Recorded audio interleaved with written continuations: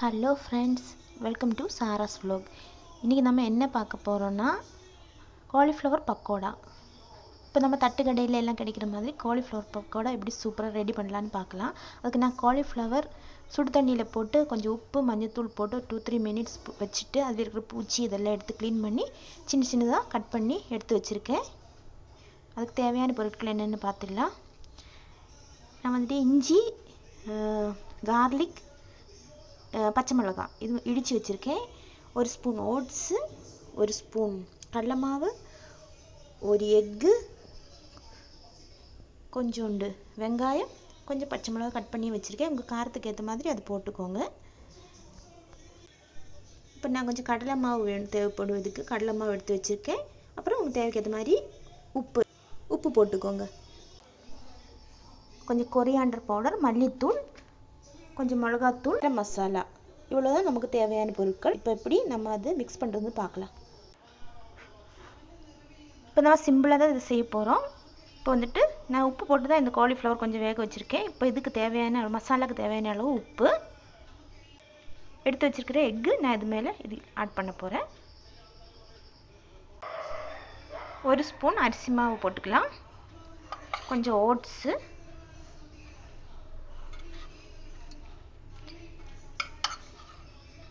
இடித்து வச்சுருக்கிறேன் இஞ்சி பூண்டு.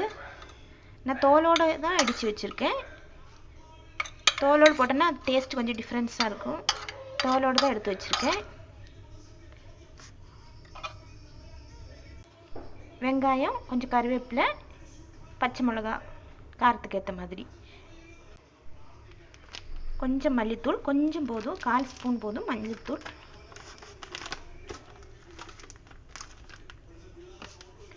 காஷ்மீரி சில்லி கலருக்கு. நான் கலர் எதுவும் இதுக்கு போடல, அதனால் காஷ்மீரி சில்லி. காரத்துக்கு வேணால் நீங்கள் நார்மல் மிளகா பொடி கொஞ்சம் போட்டுக்கோங்க. நான் பச்சை மிளகா தான் காரத்துக்கு நிறைய போட்டிருக்கேன், நீங்கள் வேணால் மிளகாத்தூள் கூட போட்டுக்கோங்க. கொஞ்சோண்டு கரம் மசாலா.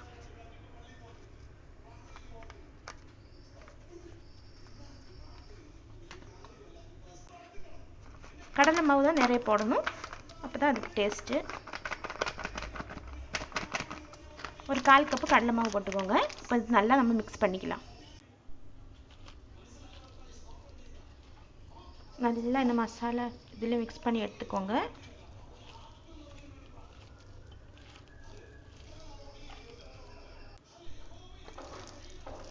நான் இதில் தண்ணியில் ஆட் பண்ணல, அந்த எக்கில் இருக்கிற எக் ஒயிட்டு அதோடைய அதே ஈரத்தில் தான் நான் செஞ்சிட்ருக்கேன்.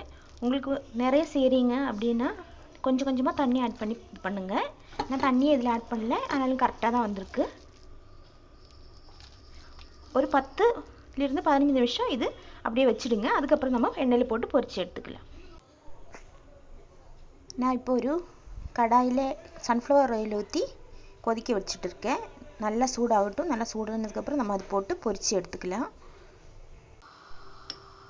இப்போ எண்ணெய் நல்லா காஞ்சிருக்கு, நம்ம கொஞ்சம் கொஞ்சமாக போட்டு பொரிச்சு எடுத்துடலாம்.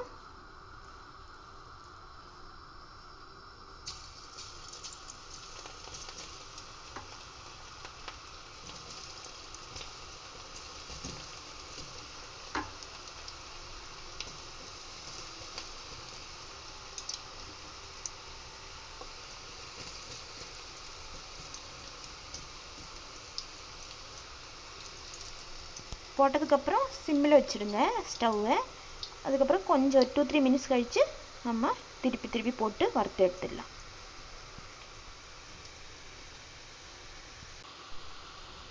இப்போ நம்ம பக்கோடா போட்டு 2-3 மினிட்ஸ் ஆயிடுச்சு. இப்போது அது நல்லா வெந்திருக்கு. இன்னும் கொஞ்சம் ஒரு 1 மினிட்ல நம்ம எடுத்துடலாம். அதுக்கு முன்னாடி கொஞ்சம் கருவேப்பிலையே போட்டுடலாம். இதுக்கு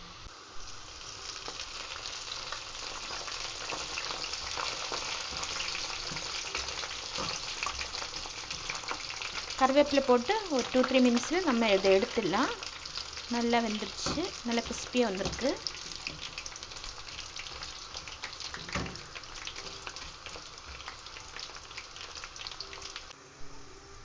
இப்போ நம்ம இதை எடுத்து ஒரு பாத்திரத்தில் போட்டுக்கலாம்.